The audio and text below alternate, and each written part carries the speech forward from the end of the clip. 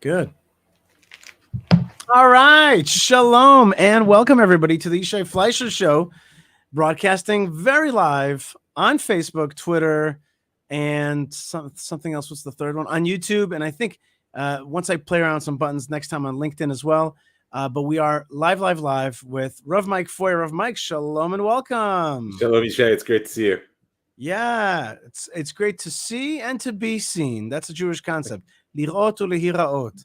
To see and to be seen. So it's good to see and it's good to be seen as well. I love that concept.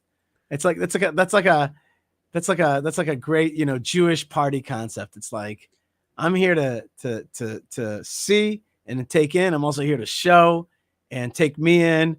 And it's also to see God and to be to see God and to be looked at by God as well. He's checking you out as well. Yeah, I think it's important if people aren't familiar with the origin of that quote to know that it has to do with being on the Temple Mount. Right. There's a specific mitzvah on the 3 festival holidays to go and not just to see, but to be seen. And I think it speaks to the power of collective spiritual experience.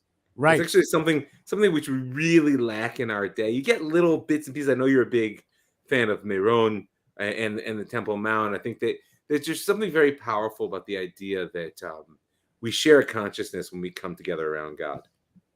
Yeah, definitely.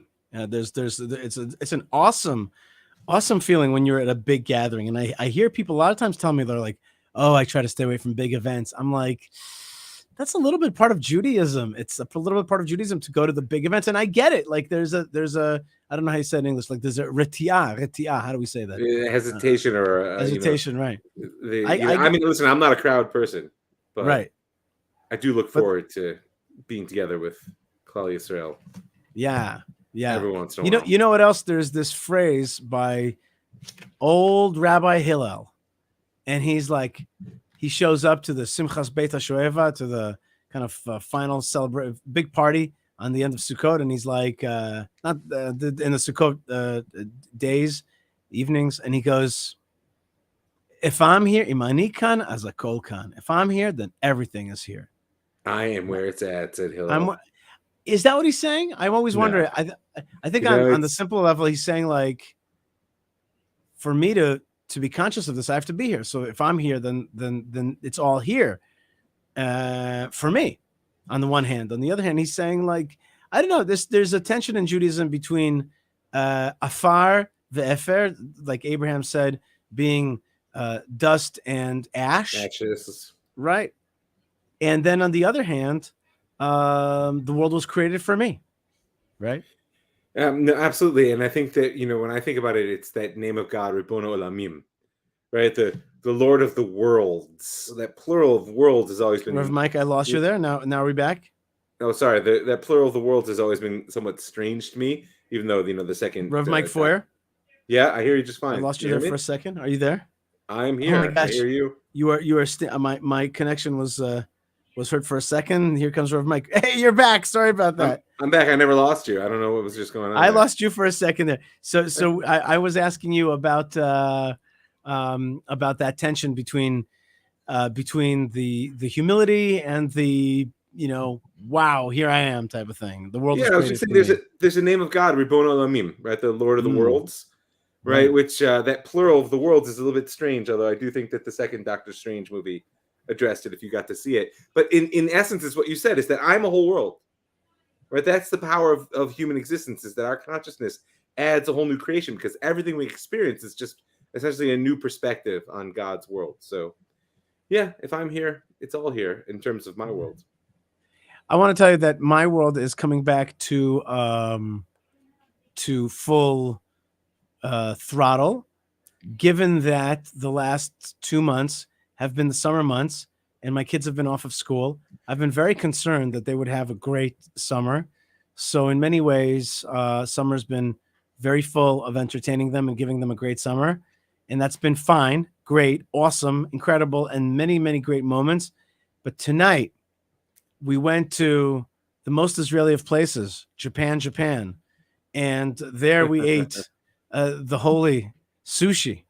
And we celebrated, we toasted the end of summer, the beginning of the new school year. I got a girl going to high school. I got a boy going to Talmud Torah, and I've got my other son, going to school here in beautiful Gush Etzion, and wow, like life is starting up again. Speaking of the world was created for me. Like I feel a certain sense of of an accomplishment of summertime and giving kids a great summer, and then like, okay, here comes the year, and here comes that blessed word of them, one of the most blessed words of them all, holy routine. Some holy routine. I'm excited about that.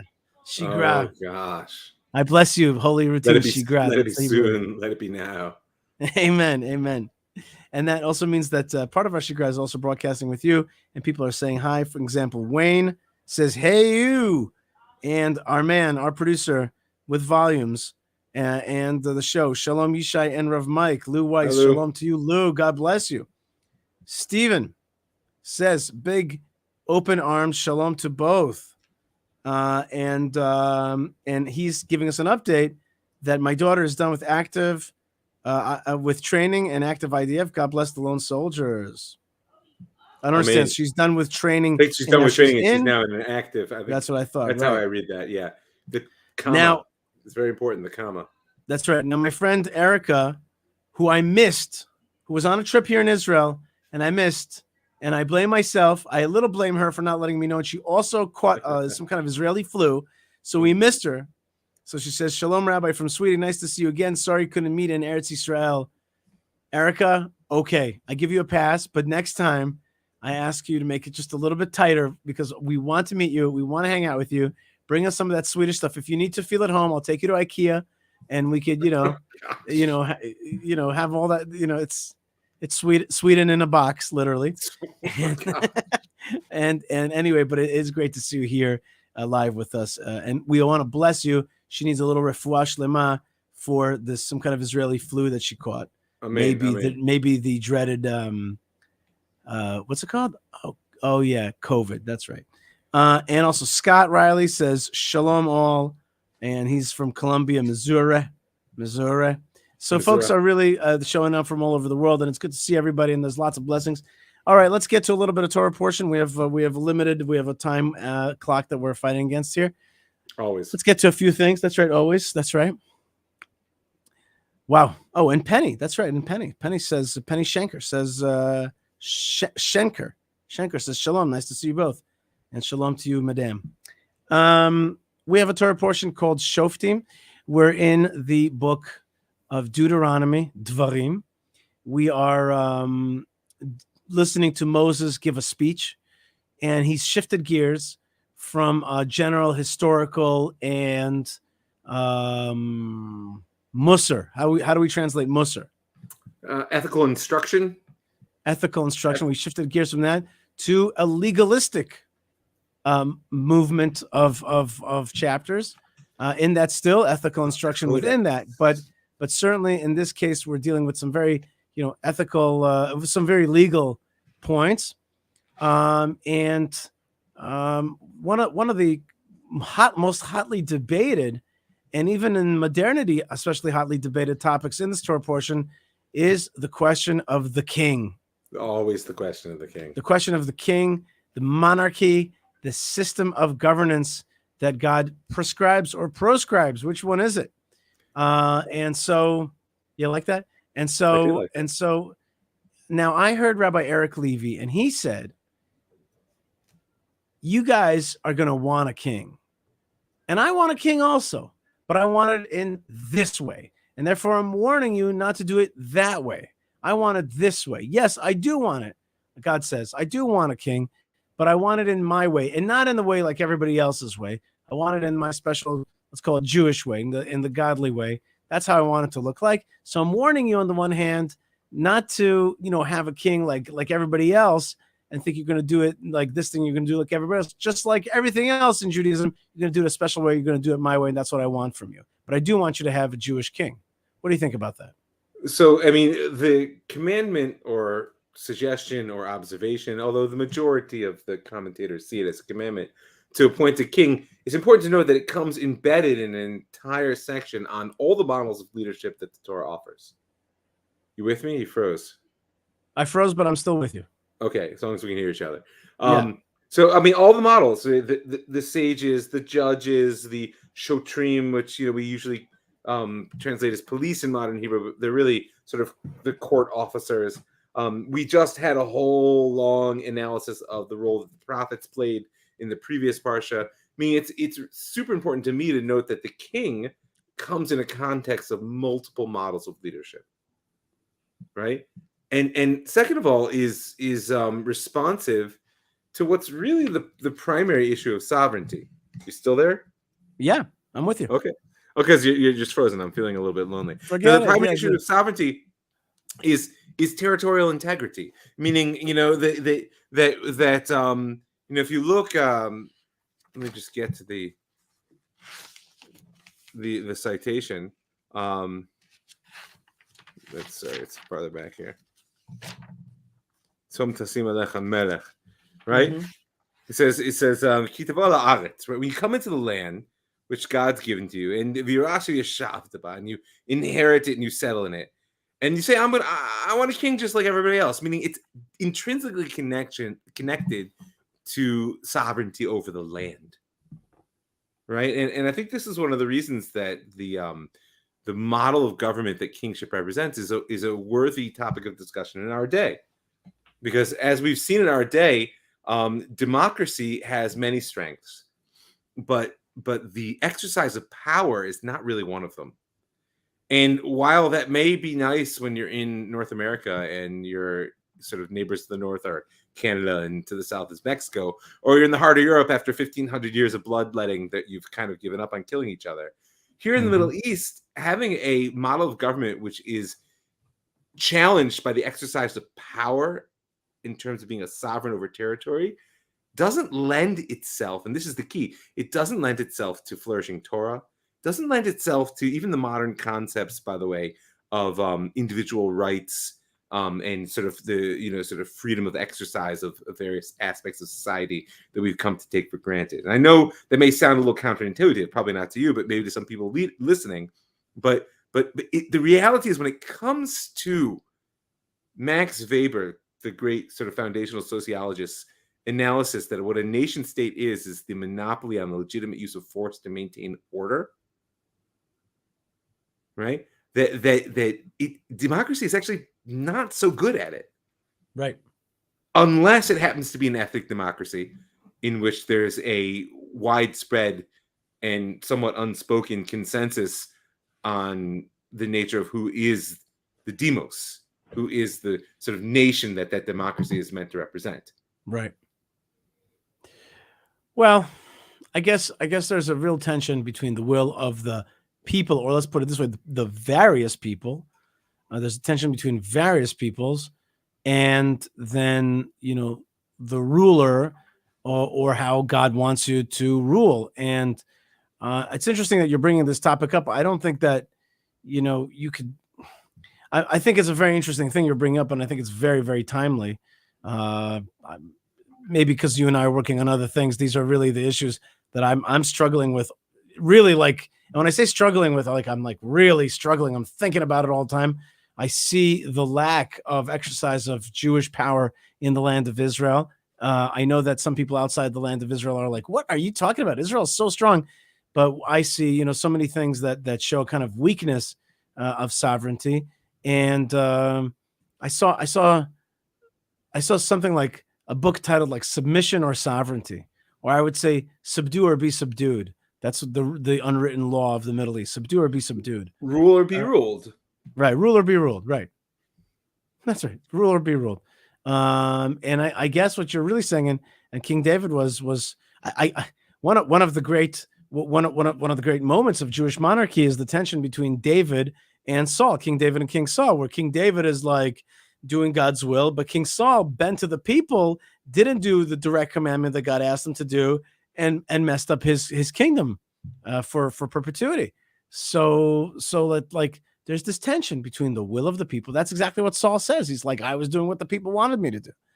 And it's an interesting point you're making, because you think about it, what Saul does in our normal sort of standard of ethical political behavior is not such a big deal. I mean, he just gets in a rush to make a sacrifice, whereas sort of David's great failure with Uriah and Bathsheba, and I mean, you could chalk that up to murder and bigamy if you really wanted to take an extreme stance on it. And yet we see that David, when he confesses, is forgiven. And I think part of the reason is what you're touching on, which is that a king isn't just an individual. They represent sovereignty.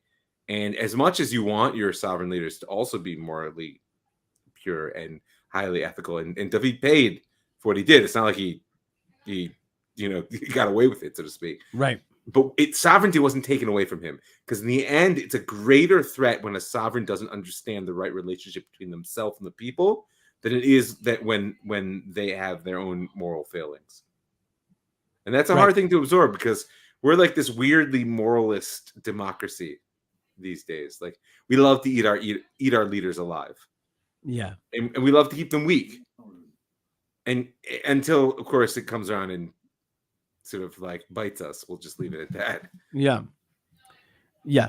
The state of Israel's, the state of Israel has moments where it forgets that it's a Middle Eastern country with Middle Eastern ways to rule this region.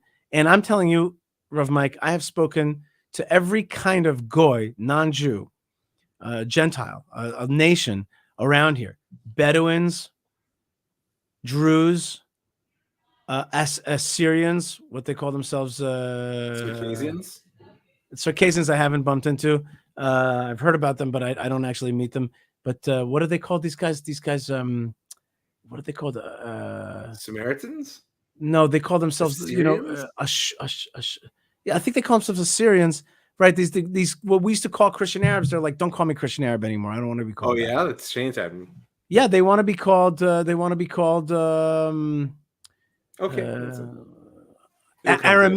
That's what they want to be called. Arameans. Arameans. That's the new thing. They want to be called Arameans.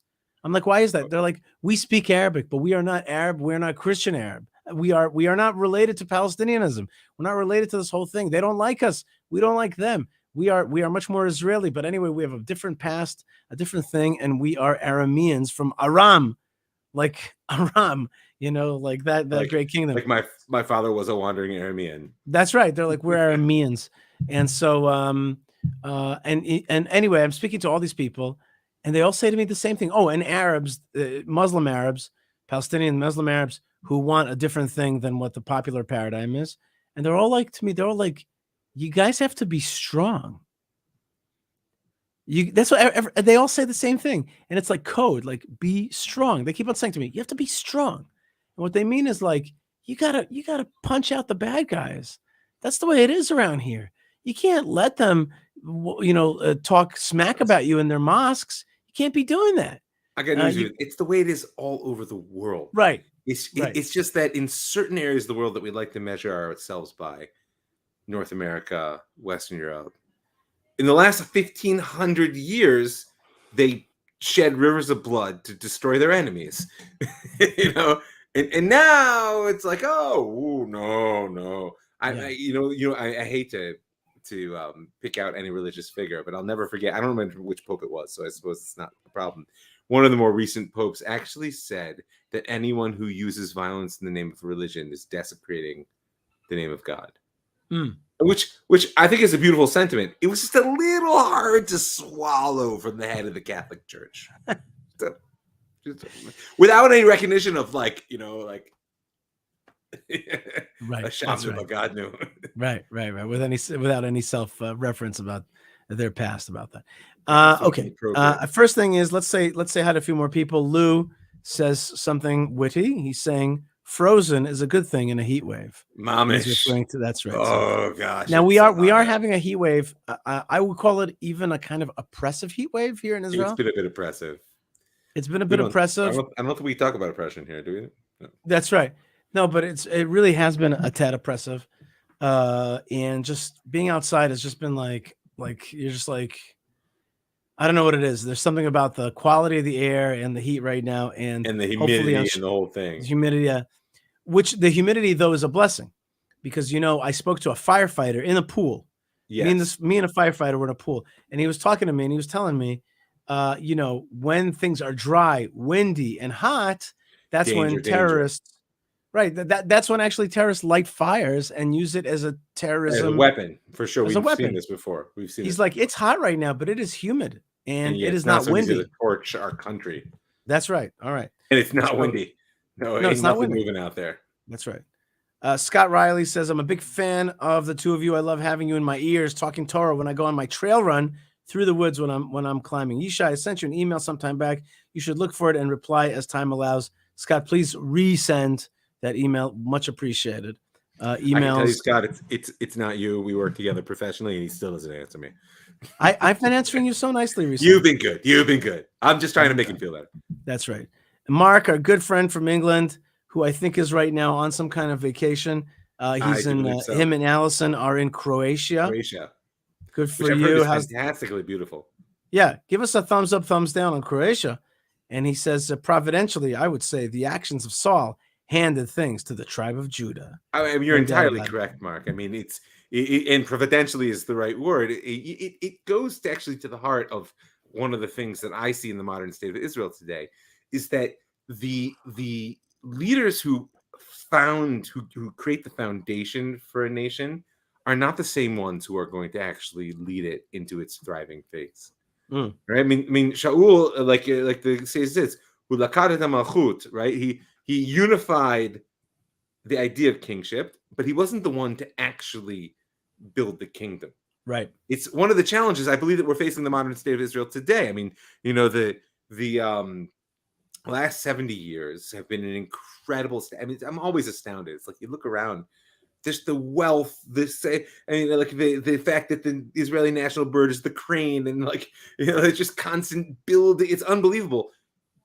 But what we're praying for is Beit David, is a leadership that will have the vision, that will be able to take this incredible physical manifestation of power and put it to the purpose of bringing God's presence back to earth.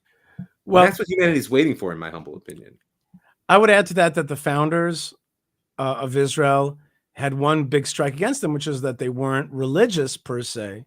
And so therefore today, a much more religious time, they are, and people who follow them or part of their, part of their train are at odds with the time we're living in. And so therefore they were missing a big chunk of what it is to be Jewish in the land of Israel, which is our relationship with God. But on the other hand, I have to say something. I have come to a conclusion that Israel has lost something that the founders did bring in, and that was they made a war with our inner galutiness, our inner diaspora-ness, our inner exile thinking of the Jewish people. And they made war on that consciousness. In the absence of that war in the last, however many years, we have returned big time to galuti thinking, to exilic thinking. And I'm like, I suddenly realized this. I'm like, the founders were not able to pass that on, or we did not take upon ourselves the fight against exilic thinking, and we have become galuti, really to the max recently. And I'm just like, wow, we are like in simple terms, what was the past called left would today be considered hard right. Okay. Oh, in many respects, sure. Right. Territorially, and its willingness to use force, and its recognition of a national entity of the Jewish people, and the righteousness of the connection to the land.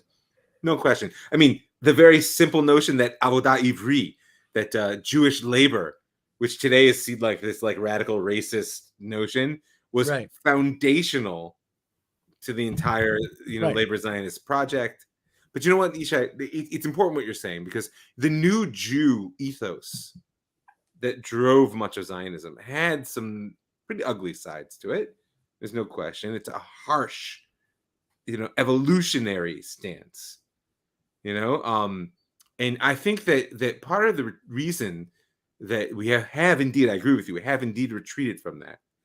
Part of it is because I think there's been a softening. It's the danger of an easier life, meaning this is a generation where, and people forget this all the time, we're celebrating the 125th anniversary of the Basel Conference, right? And Herzl's name is out there and people speaking about it. If people haven't read The Jewish State, it's important to read. Mm-hmm. It's Very important. And when you read it, notice that to Herzl, it was a given that either you get out of Europe or we're all going to be destroyed. Right. And that piece is a lot of what drove the founding fathers' sense of a new Jew. They said, chuck it. I don't care what I have to leave behind. It's like the past is an anchor around my feet, and we're going to die if we don't cut the rope. Mm-hmm. The difference that we face is that our evolution is a much more positively based. We're not under the same level of existential threat. Yes, we have real enemies. Yes, the Iranians right now are, aiming to get the bomb, and it's that I'm not dismissing these things by any means, but we have a base of power from which to operate, which they couldn't even dream of. Well, they dreamed, they couldn't really picture it. The difference is that our evolution has to be mission oriented. Right? Their notion of the new Jew was to get out of their model of what a Jew was. Our notion of the new Jew is to get to the model of what the Jew is meant to be. Well, right? I mean, I don't think we're either there or there. I think we're well, what? No, I mean I mean you and I. And I'm not talking about our leadership. Like we have a vision. We have a vision of a mission. We're meant to bring something to the world. It's not about us. It's about God. And it's about all humanity. There's like evolution of consciousness, which is just begging. It's begging on the doors. I can feel it, and we have work to do.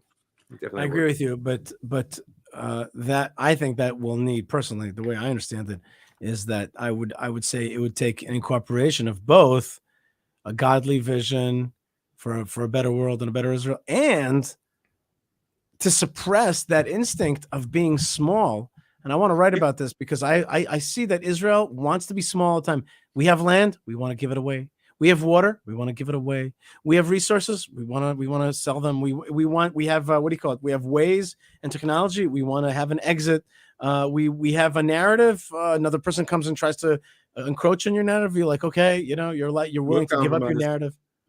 So it's like you have to both be a pragmatic Middle Easterner who works in this area and is post-galut, post-exile. And you understand the rules of engagement, and of course, that action of making sure that what's yours is yours, then you can channel down godliness into this world. It's not going to be through a nebi.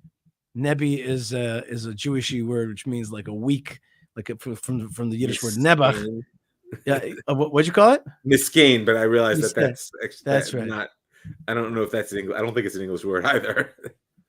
That's right. Well, let me just say hi to Luis, who is telling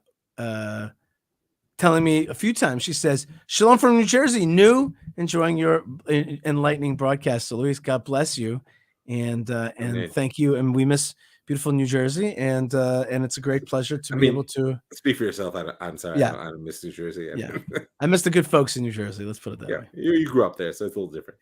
Yeah. I actually Anyway, so let's go on now to another verse. Yeah, let's do it. I want to talk about this Torah portion is full of laws, and I found it ironic that it also has in it this section about not succumbing to divination and the yearning for divination. And I mean succumbing because there's a natural urge to want to know the future. Absolutely. It's a natural urge to want to know the future. By the way, there's a great phrase in the archaeological community that Dr. Noam Arnon taught me, which I just love. I just love it. And he says that the archaeological community says the future is constant. The past is always changing. I love that. It's so you could use I'm it. going to remember that. Yeah, in terms of the work that I do in telling the Jewish story, I think it's very relevant. The future is a constant. Like it'll be what it'll be. It's the past that's always changing. It's just like, wow, that is such a, that's such a kind of like, and there's a deep truth in it. But in any case, people want to know the future. They want to know where it's going. Why does a human being want to know where he's going, where he or she's going, where his luck, so-called, would be in the future? Maybe it's probably a primal need for control. It's probably like a lizard brain need to know what the weather is so that you could prepare for it, for the hunt or whatever it is. Maybe it's Maybe it's fear, really, but that's related. It's the same thing. It's a There's type of. nothing more frightening than uncertainty. Our But why? But whole why though? But why? Because our whole physiological and psychological makeup is I have the tools to respond to known situations. Mm-hmm. How do you respond to an unknown situation? Right. This goes to the heart of Emunah, which is what the passage that you're sort of moving toward is speaking at. That even something as seemingly simple as patience is one of the most profound expressions of Emunah, of faithfulness to God that you Right. can have. Mm-hmm. Because like we've And said it many I times. guess patience, but also, for example, a related concept to that is childbearing.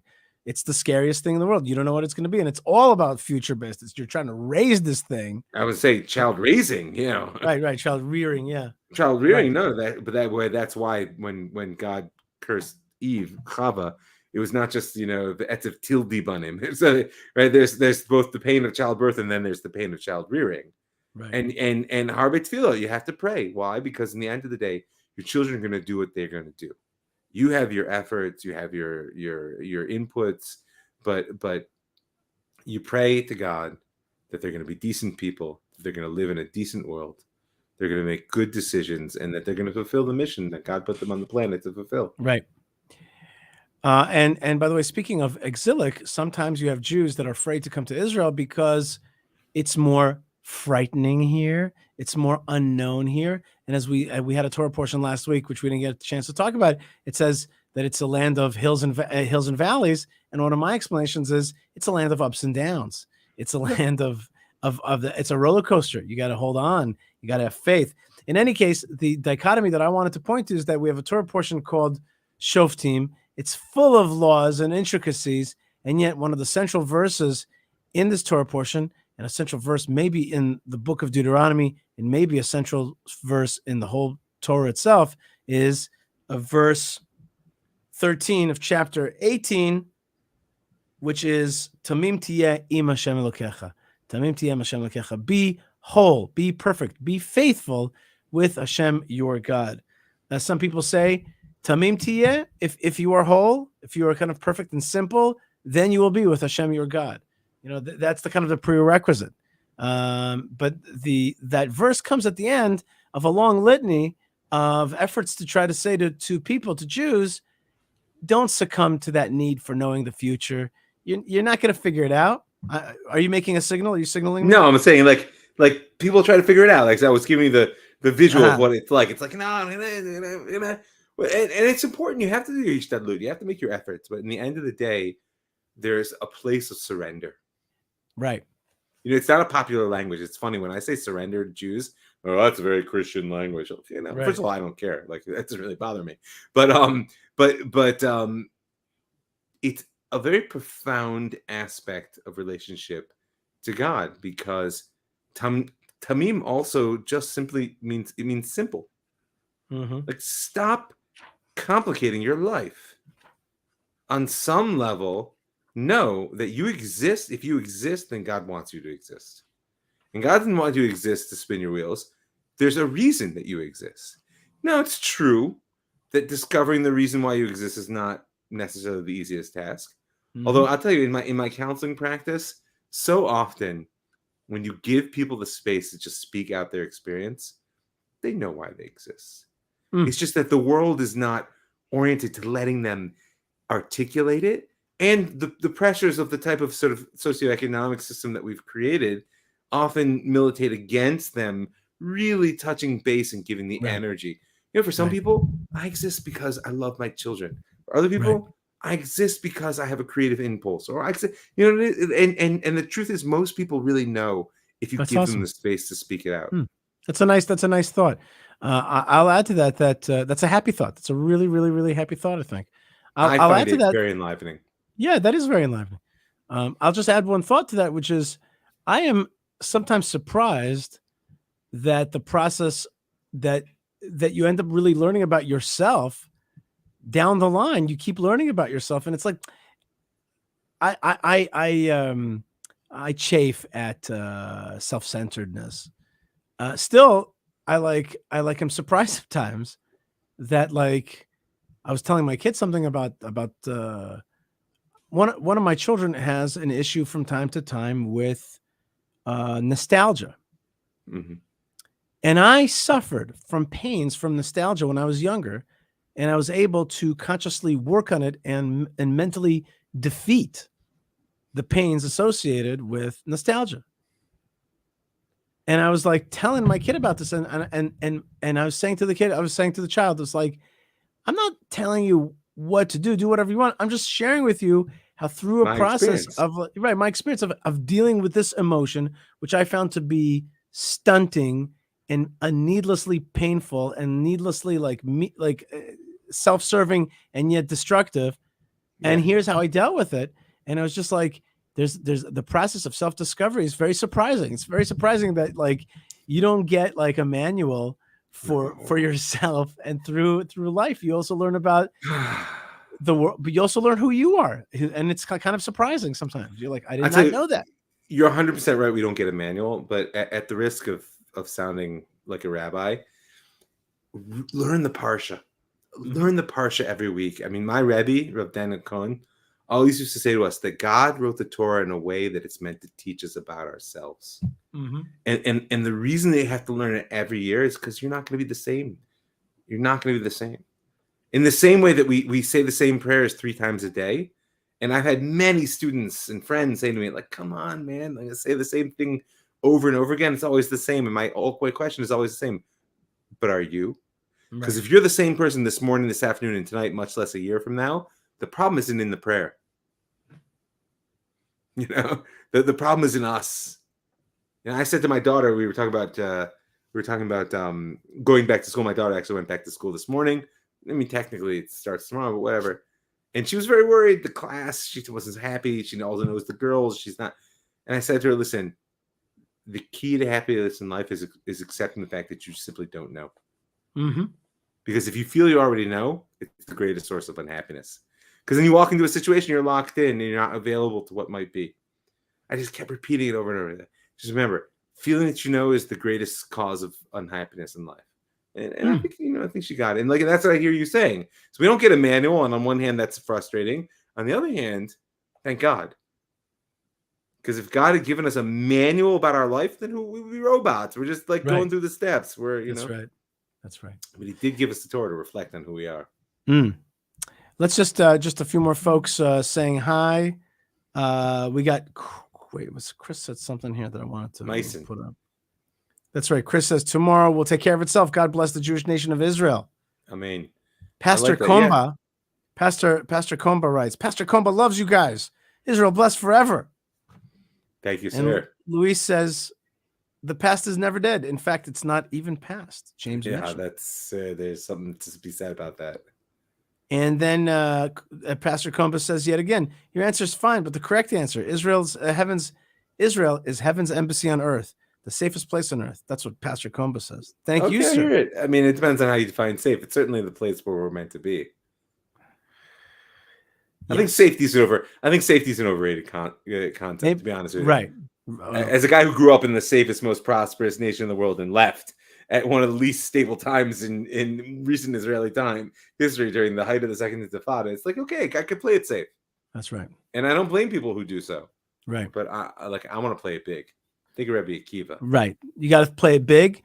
But at the same time, we're not like, doing daredevil loop-de-loops on a motorcycle. That you're not. No. What's the point of playing? I just wanted to make the distinction for people to understand. 100%. To do something godly and to be part of his great mission and his great rebirth, and to be part, of his army, of his battle. That's great. Taking unnecessary risks, we're actually against that. That's called v'nishmartem me'od lenafshotechem. You got to watch out for your body and your soul. You got to keep those together as much as you can. Both of those are true. Listen, I'll tell you, I had more stuff to talk about, but you and I had an understanding about time. We had an agreement. We had an understanding. And so I'm gonna keep to that. So Rav Mike Foyer, I want to thank you very much for joining us today. People should check out your other podcast, which is The Jewish Story, at jewishstory.co and on the Land of Israel Network. So thank you very much. And if I may, I want to say that I just started a new round of my live class every Sunday, 1 p.m. Eastern, 8 p.m. Israel. Just started last week. If folks are interested in joining, went back to the book of Daniel, and God willing, we're going to charge forward all the way to the present day. So you can be in touch with me at ravmikefoyer@gmail.com. I'm happy to share the details of how you can subscribe. All right. And also ravmike.com as well. Also there. There you go. Okay, very good. That's wonderful. So we wish you a good night and a Shabbat Shalom, and thank you so much for joining us for our studies in the book of Deuteronomy. Devarim. Thank you so much. Always a pleasure, Yishai. Bye. All right. So that's Rav Mike Foyer, and awesome that he was with us today. And we're going to let him go nighty-night. He wakes up real early. God bless him. And I want to thank all of you folks out there. I guess the last verse that I wanted to do it, so I'm going to just do it alone. And that's chapter 20, verse 19. And it's about when you are besieging a city and you're cutting down trees. The Torah says don't cut down the fruit trees, and it says ki adam etz hasadeh. And some people read it like this: ki adam etz hasadeh lavo mifanecha bimatzor. Is the tree like a man that you cut it down when you're besieging it? That's one of the reads. Another read is for the tree is like a man, is like a human being in its value, and a lot of other explanations. Bottom line is that there is something about us that's like a tree. We are growing in this world. We're giving shade. We have our time. We have our strengths. And there are times, and there are times where the trees of the land of Israel are extremely valuable. And we see them. This is one of the verses that we use on Tu B'Shvat, to honor the trees and to honor what they bring to this world, the fruit, which is, turning air and light and soil into something that's nutritious for us. It's a kind of godly magic. It's a type of manna, right? It's a type of, when a fruit comes out of a tree, it's a type of manna. It's like God created this thing to sustain us.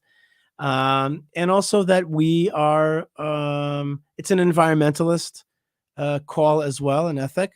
And it's also something about how we see ourselves as continuously being fruitful, as growing strong with age, as providing shade, like a little bit like the giving tree, if you want to go back to Shel Silverstein's classic. But that is another verse that is something to think about. And it's not even exactly understood how that verse is to be read. Rashi reads it as the question mark. Is indeed a tree like a man that you got to fight? Like maybe you should spare this tree. On the other hand, it's there to tell you, like, spare the tree, but don't spare the city. If you got to fight with it, you got to fight with it. That's also something interesting, right? Which is like God created these people and they're against you. The tree is not against you.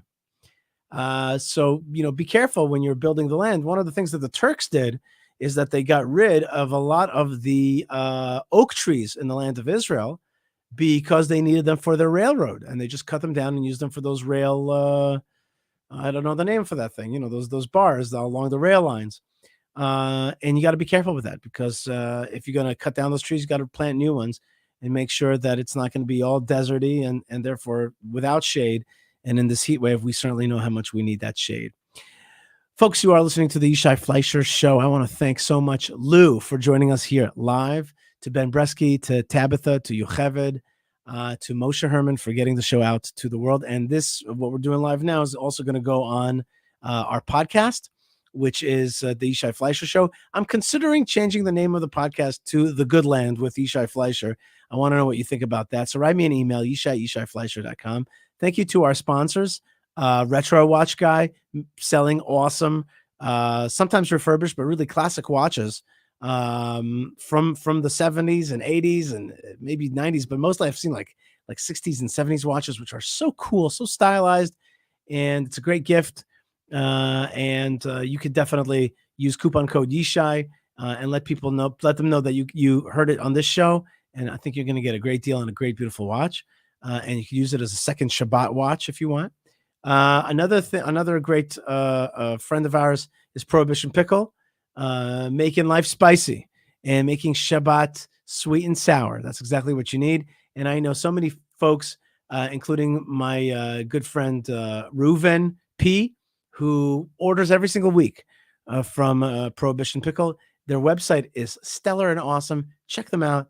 Great Shabbat treats, Ashkenazi revival, spicy, sweet and sour, and all the flavors that you either grew up with or want to grow with from here on in. Prohibitionpickle.co.il. Of course, Hebronfund.org is the folks that keep Hebron strong.